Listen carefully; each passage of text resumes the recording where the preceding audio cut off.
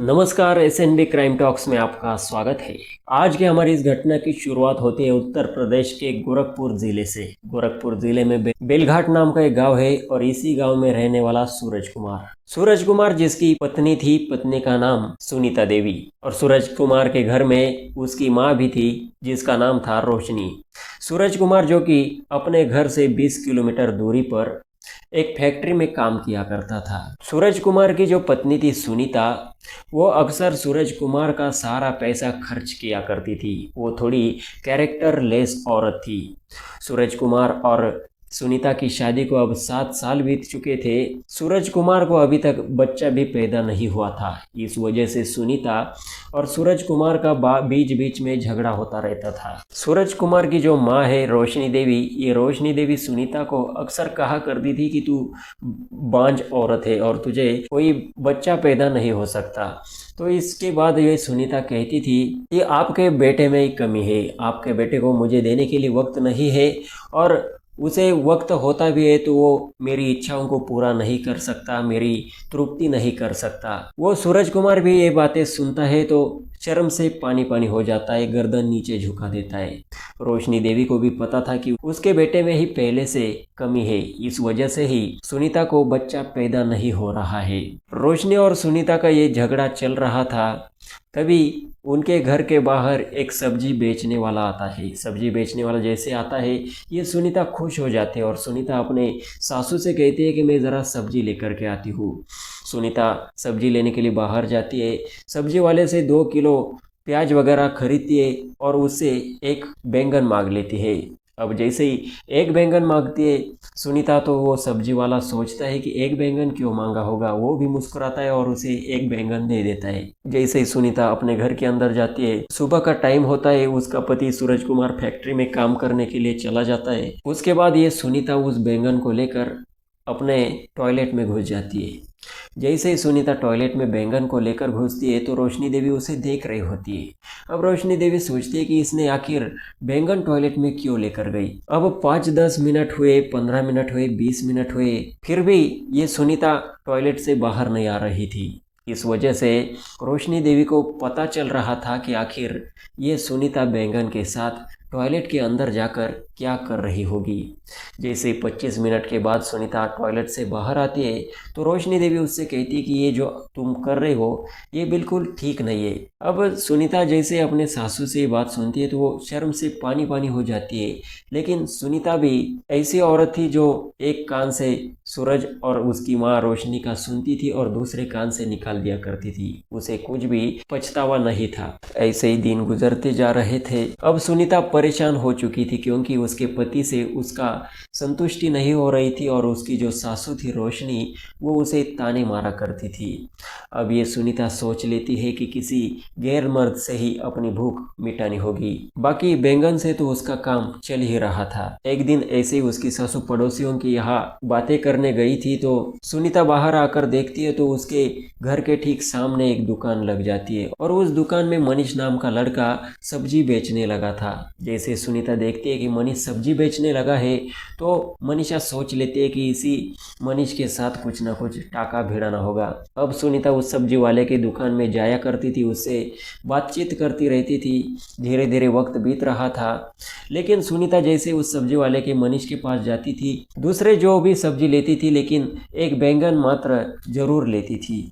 वो बैंगन बार बार ले रही थी तो सब्जी वाला मनीष एक दिन सुनीता से कहता है कि आप इतना सारा बाकी का सामान लेती हो लेकिन बैंगन सिर्फ एक ही क्यों लेती हो। तब सुनीता कहती है कि मेरा एक बैंगन से काम हो जाता है। अब सुनीता साफ साफ उसे मनीष को कहती है कि मेरा जो पति है वो मुझे संतुष्ट नहीं कर पाता, इस वजह से मैं बैंगन से काम चला लेती हूँ। जैसे वो मनीष सुनता है, मनीष भी नाड़े का ढीला आदमी होता है, कैरेक्टर लेस आदमी होता है। मनीष कहता है कि आज से तुम्हें बैंगन की ज़रूरत नहीं पड़ेगी क्योंकि मैं तुम्हारी प्यास बुझा सकता हूँ।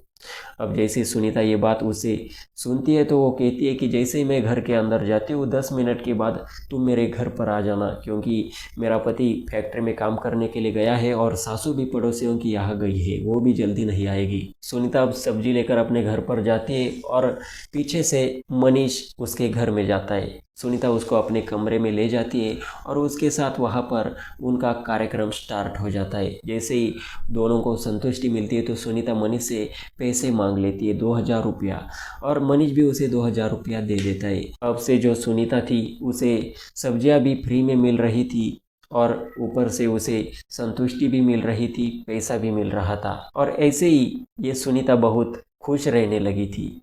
लेकिन जो मनीष था एक दिन अपने दुकान में सब्जी बेच रहा था, तो तभी उसका एक दोस्त परवीन उसके पास आ जाता है। परवीन उससे कहता है कि यार रोज़ रोज़ काम करना, कभी मौज मस्ती भी कर लिया करो। तो मनीष कहता है कि ठीक है, आज मौज मस्ती करते। दुकान का शटर बंद करता है, पास ही के ठेके में जाकर शराब की बोतल खरीदी जाती है और मनीष और परवीन नदी किनारे बैठकर शराब पीते हैं। जैसे ही दोनों को गहरा नशा होता है तो ये मनीष परवीन से कहता है कि यार आजकल मैं बहुत खुश रहने लगा हूँ, मेरे बहुत मज़े आ रहे हैं। परवीन कहता है कि ऐसा तू क्या करने लगा है? तो मनीष अपनी सारी बातें बता देता है। जो मेरी दुकान के सामने सूरज का घर है, उसकी जो पत्नी है सुनीता, उसके साथ मेरा टाका टिका चल रहा है। अब परवीन कहता है कि यार मेरा भी टाका वहाँ पर लगा दे। अब मनीष कहता है कि ठीक है, मैं उसे पूछ कर देखता हूँ, लेकिन तुझे उसे पैसे देने पड़ेंगे। अब प्रवीण कहता है कि मैं पैसे तो उसे ज़रूर दे दूंगा, बस मेरा वहाँ पर सेटिंग जमा दे। तो तभी वहाँ पर मनीष तुरंत सुनीता को कॉल करता है और सुनीता को कहता है कि मेरा एक दोस्त है प्रवीण, वो तुझसे संबंध बनाना चाहता है और तुझे पैसे भी दे देगा। सुनीता जैसे ही पैसों की बात सुनती है तो वो पैसों की वशीभूत हो चुकी थी और वो कहती है कि ठीक है, अगर वो पैसा देता है तो उसे भी लेकर आओ। और जैसे ये दोनों घर पर जाते हैं, घर से वो प्रवीण पैसा वगैरह लेता है और सुनीता के घर पर चले जाते। सुनीता की सासू जो थी वो पहले ही पड़ोसियों के यहाँ चली गई थी, उसके बाद उसने इन दोनों को फ़ोन किया था। अब जैसे ये दोनों जाते, दोनों सुनीता के साथ वो काम करते, तीनों की रजामंदी से ये काम होता है। उसके बाद प्रवीण उसे 2000 रुपया देता है और मनीष भी उसे पैसे दे देता है। इस तरह से इनका ये कार्यक्रम बार बार चलता रहता है। सुनीता के पति को और सासू को इसकी भनक तक नहीं थी। एक दिन जैसे ही सुनीता की सासू पड़ोसियों के यहाँ गई थी तो सुनीता को प्रवीण की याद आ जाती है। सुनीता प्रवीण को कॉल करती है, उसे कहती है कि मेरी सासू घर पर नहीं, मेरा पति फैक्ट्री में गया हुआ है, तुझे कुछ करना होगा तो जल्दी आ, लेकिन मुझे आज 4000 रुपये की ज़रूरत है, अगर 4000 रुपये तू दे पाया तो ही मेरे घर पर आना। अब प्रवीण कहता है कि ठीक है, मैं 4000 दे दूंगा। प्रवीण मनीष के यहाँ जाता है, मनीष को कहता है कि चलो सुनीता के यहाँ जाएंगे, उसकी सासू बाहर गई हुई है। दोनों सुनीता के यहाँ पहुँचते, उन तीनों का फिर से कार्यक्रम शुरू हो जाता है। लेकिन जैसे ही इनका कार्यक्रम घर में शुरू होता है तभी सुनीता की जो सासू थी रोशनी देवी, वो घर पर आती है। घर का दरवाज़ा बंद था। अब रोशनी दरवाज़ा खटखटाना शुरू कर देती है। सुनीता और अंदर प्रवीण और मनीष डर जाते हैं। अब सुनीता कहती है कि तुम टेंशन मत लो, मैं तुम्हें बचा लूँगी। अब वो कैसे करके दरवाज़ा खोलती है, रोशनी अंदर देखती है तो दो लड़के और उसकी बहू, ये तीनों आपत्तिजनक अवस्था में वो पाए गए थे। अब रोशनी तीनों को बहुत गालियाँ देने लगती है, लेकिन प्रवीण और मनीष वहाँ से भाग जाते हैं और सुनीता अपनी सासू के पैरों में गिर जाती है। उसे कहती है कि मेरे पति को मत बताना, नहीं तो मेरा घर फूट जाएगा। अब रोशनी कहती है कि अगर तू ये काम धंधा छोड़ देगी, ये जो तू करती है सब कुछ छोड़ देगी, तो मैं तेरे पति को यानी मेरे बेटे को सूरज को ये बात नहीं बताऊंगी। अब सुनीता को अच्छा लगता है। ऐसे ही दिन गुजरते जा रहे थे। अब सुनीता, मनीष और प्रवीण का संबंध टूट चुका था। लेकिन एक दिन सुनीता की सासू पड़ोसियों की यहाँ गई थी। अक्सर सुनीता की जो सासू थी उसे घूमने का बहुत शौक था, वो आदत से मजबूर थी। वो हमेशा पड़ोसियों के यहाँ जाकर वहाँ पर बातचीत करती रहती थी, 2-2 3-3 घंटे तक। और इस चीज़ का सुनीता को अक्सर पता था कि उसकी सास कैसी औरत है। अब एक दिन सुनीता घर पर अकेली होती है और उसके घर पर एक कपड़ा बेचने वाला आदमी आता है। कपड़ा बेचने वाला आदमी सुनीता को कहता है कि तूने मेरे से 8000 रुपये के कपड़े खरीद लिए हैं और तू 8000 रुपये मेरे चुका दे। अब सुनीता कहती है कि 8000 रुपया मेरे पास अभी नहीं है, लेकिन मुझे और कपड़े चाहिए, तुम मुझे और कपड़े दो, मैं 8000 और इन कपड़ों का पैसा तुम्हें एक बार में ही बाद में दे दूंगी। अब कपड़े वाला कहता है कि नहीं, मुझे मेरे 8000 पहले चाहिए। अब सुनीता सोचती है कि प्रवीण और मनीष के साथ उसका संबंध टूट चुका है, क्यों ना इस कपड़े बेचने वाले को फंसा लिया जाए। सुनीता कहती है कि देखो आज मेरे घर पर कोई नहीं है, मैं अकेली हूँ। अगर तुम्हें पैसे वसूलने हैं तो तुम मेरे जिस्म से खेलकर ये पैसे वसूल सकते हो। अब जैसे कपड़े वाला सुनता है तो कपड़े वाला सोचता है कि क्यों ना इस मौके का फ़ायदा उठा लिया जाए, क्योंकि ये महिला भी पैसे देने वाली नहीं है। अब कपड़े वाले को सुनीता घर के अंदर लेकर जाती है, दरवाज़ा बंद कर लेती है और उसके साथ कार्यक्रम शुरू कर देती है। लेकिन उसकी सासू रोशनी फिर से आ जाती है और जैसे आती है दरवाज़ा बंद है, उसे शंका आने लगती है। फिर से वो दरवाज़ा खटखटाती है। सुनीता डर जाती है।